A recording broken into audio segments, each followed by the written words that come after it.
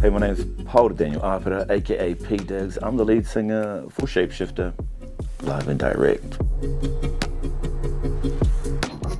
Shucks, it's allowed me to live. Music has allowed me to live the lifestyle I live. So I'm a professional artist. It's just 100% creating music, riding bikes.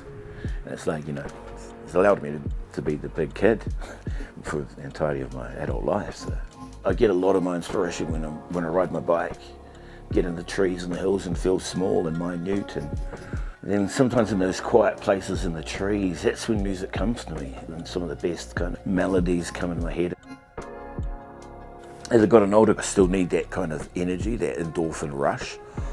And mountain biking really, like over the past 5 years, I've just filled that gap perfectly. Yeah, it's pretty amazing down here. You can go riding any given day, get on chairlift with, dudes like Brooke McDonald. Some of the gnarliest dudes and girls always come right here. I love the fact that I can just cruise up Skyline and rub shoulders with them, and everyone's real approachable. I'm tattooed up. It can be quite scary looking at times. But mountain biking kind of diffuses a lot of that. Tattoo was so strong in the culture because it's passing down your history. It's connecting you with your ancestry through these motifs, through the stories that they tell. That's why it's massively important to be respectful and get it right and try and do it as right as possible. My first one was homage to my parents and my connection, and I drew it actually I had it on my wall for about 2 years before I got the courage to call up my brother and say, hey, I want to get tattooed. I want you to be cool with it. Can I show you? And he's like, bro, yes, of course. When I finally showed it to him, he was like, oh my God, bro, that's epic. That's amazing.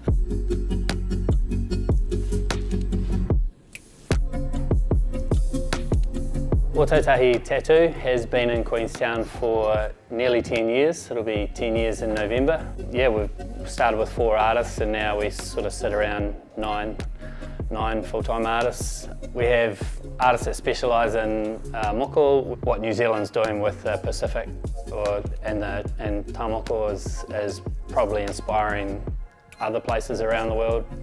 You see All Blacks or people like that are covered in tattoos, and it's pretty socially acceptable. I guess the cultural elements of tattoo in New Zealand kind of set an acceptance for tattoo in general. I find we're quite a tattooed nation.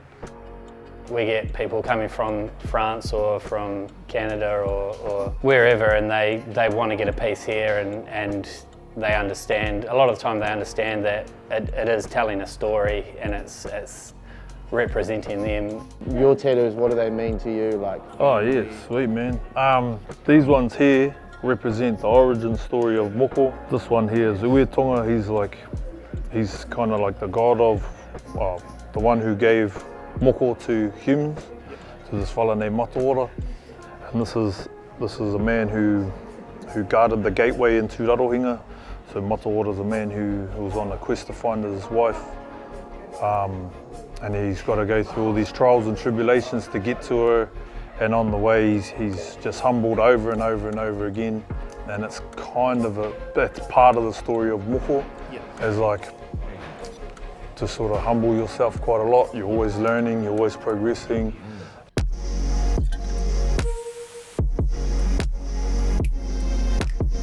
Even to this day, my brothers and sisters are hella proud that I've continued with music, that I'm living off it. They've seen me from, when I was saying before, 12 to 13, just dreaming, being a big bloody dreamer.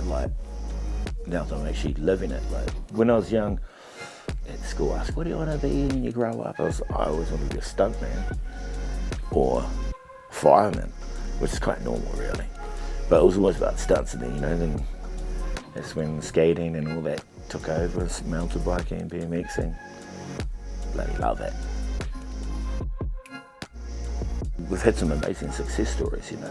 Fat Freddy Strop, Lord, have proved and shown a lot of other artists that, you know, like I was saying before, our stories are relevant. Our little tales are just as enthralling as anyone else's. The best part about New Zealand is just like showing people around the country, introducing people to our beautiful homelands. I love that. And also just watching it grow and get better, and being part of helping it get better and more accepting to other people, other cultures.